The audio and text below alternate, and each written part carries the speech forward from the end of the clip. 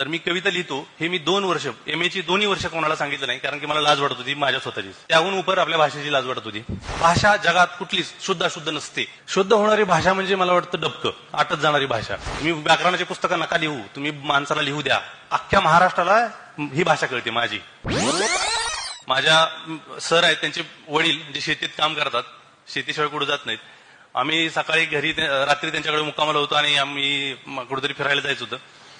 तर आमचं चाललं होतं की जायचं नाही जायचं, आणि आभाळ आलेलं होतं, पाऊस पडेल का नाही असा आमचा विचार होता. तर ते म्हटले तुम्हाला जायचं असेल तर लवकर निघा बरं का, आभाळाने अजून गंध मोडला नाही. आभाळानं गंध मोडला नाही म्हणजे आभाळाला विचार होता की आता बरसायचंय, आता पाऊस पडायचा आहे. सकाळी ढग आलेत आणि ढग अजून तसेच आहेत हे सांगायला इतकी सुंदर भाषा गावातला माणूस वापरू शकतो, शहरातला माणूस नाही वापरत. शहरातल्या माणसाला तर एक तर मराठीच कळलं ना, ती इंग्लिशच शब्द बोलते मध्ये मध्ये. इंग्लिश बोलताय ठीक आहे, पण बोलताय काय त्याच्याकडे लक्षच नाही. इंग्लिशमध्ये मूर्खपणासारखं काही तुम्ही बरळला तरी लोक टाळे वाजवतील. पण एक गावखेड्यातला शेतकरी माणूस अत्यंत गंभीर काहीतरी त्याने बोलला, मराठीत बोलला, तर ऐकायची तयारी नाही. भाषा जगवणं हा नंतरचा मला वाटतं उपक्रम आहे, हा नंतरचा भाग आहे. आधी भाषा बोलणारी किंवा जगणारी माणसं जगवणं, त्यांना स्वाभिमान प्राप्त करून देणं, त्यांना आत्मविश्वास मिळवून देणं, हा खरं तर महत्वाचा मुद्दा आहे. हे कारखाने आहेत, भाषा निर्मितीचे कारखाने आहेत गावागावात, खेड्यापाड्यात, मजूर झोपडपट्टीत.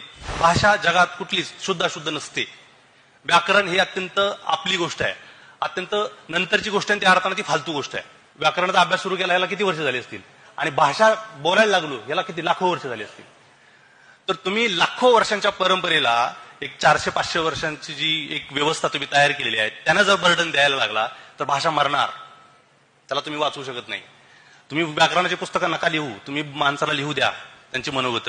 उचल्या जेव्हा लक्ष्मण माने लिहितात, उपरा लिहितात, आठवणींचे पक्षीसारखं पुस्तक लिहिलं जातं, आनंद यादव लिहितात, बहिणाबाई लिहिते, तेव्हा भाषा जगते. म्हणजे मी पुणे विद्यापीठात जेव्हा आलो तर मी कविता लिहितो हे मी 2 वर्ष MA ची 2 वर्ष कोणाला सांगितलं नाही, कारण की मला लाज वाटत होती माझ्या स्वतःचीच. रंगाची तर लाज वाटत होती, आपल्या जातीची लाज वाटत होती, त्याहून उपर आपल्या भाषेची लाज वाटत होती.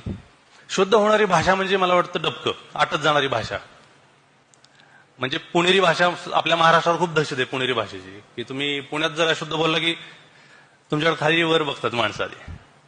म्हणजे मी अनेक वेळा सांगितलं, आम्ही चर्चा केली. मी पुण्यात जेव्हा पहिल्यांदा आलतो तर मी म्हटलं आमचा शब्द आहे हुडकलं किंवा नाही हुडकलं पण सापडलं नाही या अर्थात.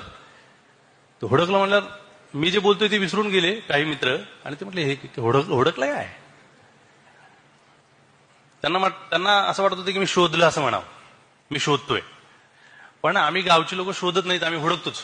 ते फॅन्ड्री जेव्हा केला होता, फॅन्ड्रीची भाषा माझे प्रोड्युसर माझे मित्र आहेत ते खूप घाबरले. म्हणजे नागराची भाषा कोणालाच कळणार नाही, आपण भाषा जरा नीट करू, दुरुस्त करू या अर्थाने मला सांगत होते.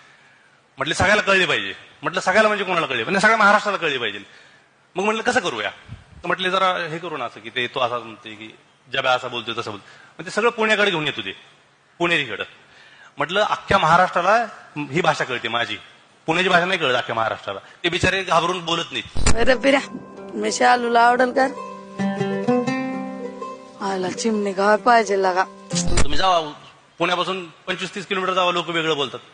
इथून मुंबईतून जरा इकडे जावा, आदिवासी पाडे आपल्या जवळच आहेत, ती भाषा वेगळी बोलतायत. मी फॅन्ड्रीत हट्ट करून ती ठेवला, आणि सैराटमध्ये तर मी खूपच मला वाटलं की ही माझी भाषा आहे, माझ्या भाषेत मला बोलायचंय. आणि मला सैराट आवडला हे सांगणाऱ्यातली खूप जास्त लोक हे असतात की भाषा आम्हाला आमची वाटली, ही भाषा माझी आली. एकच फाईट वातावरण ताईट, आल्या आल्या चौकार, जाण धूर सगळंच दुरळा. आता जेव्हा अशी भाषा चित्रपटातून येईल, अशी भाषा गाण्यांतून येईल, अशी भाषा सभेतून मोठ्या प्रभाव असणाऱ्या लोकांच्या तोंडून येईल, तेव्हा बाकीच्या एखाद्या माझ्यासारख्या अत्यंत शेवटच्या रांगेत बसलेल्या माणसालाही वाटेल अरे माझी भाषा मला बोलता येईल.